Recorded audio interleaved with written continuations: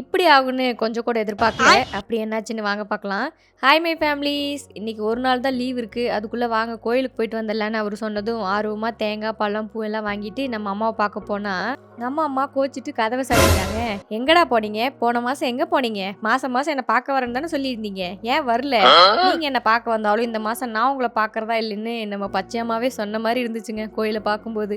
சரி மன்னிச்சிருமா, இந்த வாரத்தில் திரும்பவும் வரேன்னு சொல்லிட்டு வெளியே கும்பிட்டு வந்துட்டேங்க. சரி எது நடந்தாலும் பாசிட்டிவாக எடுத்துக்கணும், எல்லாம் நன்மைக்கு. எப்போ கோயிலுக்கு வந்தாலும் ரெனிஸ் இந்த குளத்துக்கு போகாமல் வரமாட்டான். அப்படி தான் இன்றைக்கி பூ பொறிக்கிறோன்னு ட்ரை பண்ணி விழுந்தெல்லாம் வந்தாங்க. கோயிலுக்கு போகிற வழியில் தான் மல்லிகா வீடு இருக்குது. அண்ணாக்கு கொஞ்சம் உடம்பு சரியில்லை, சரி அப்படியே போய் பார்த்துட்டு வந்துடலான்னு அங்கே போயிட்டோம். மல்லிகா வீட்டில் ஆடு மாடு கோழி புறா காடை வாத்துன்னு எல்லாமே வளர்த்துட்ருக்காங்க. நம்ம ரெனிஸ் போனதும் இது ரொம்ப ஆர்வமாக பார்த்துட்டு இருந்தான். வீட்டுக்கு முன்னாடி நெல்லிக்காய் மரம் கொத்து கொத்தாக காய்ச்சிருந்துச்சு. என்னதான் உடம்பு சரியில்லாதவரை பார்க்க போயிருந்தாலும் வந்தவங்களை சும்மா விடக்கூடாதுன்னு மல்லிகா பூந்தி சுட ஆரம்பிச்சிட்டாங்க. எனக்கெல்லாம் இது சுத்தமாக செய்யவே தெரியாது. சரி ஏதாவது ஹெல்ப் பண்ணுவோமேன்னு பண்ணிட்டு இருந்தேன். மேரேஜ் லைஃப் பற்றி பேசிகிட்டு இருக்கும்போது அவங்க மேரேஜ் ஆல்பம் கேட்டேன். அப்படியே வெக்கத்தோடு எடுத்துகிட்டு வந்து கொடுத்தாங்க. என்னன்னு பார்த்தா அப்போ அவ்வளோ குட்டி பொண்ணாக இருந்திருக்காங்க. செஞ்ச பலகாரத்தெல்லாம் பார்சல் பண்ணி எடுத்துகிட்டு கிளம்பலான்னு பார்த்தா ரெனி சைக்கிள் பார்த்து ஃபீல் பண்ணிட்டு இருந்தான். சரி வா பர்த்டேக்கு வாங்கி தரோன்னு சமாதானம் பண்ணி கூட்டிகிட்டு வந்துட்டோம்.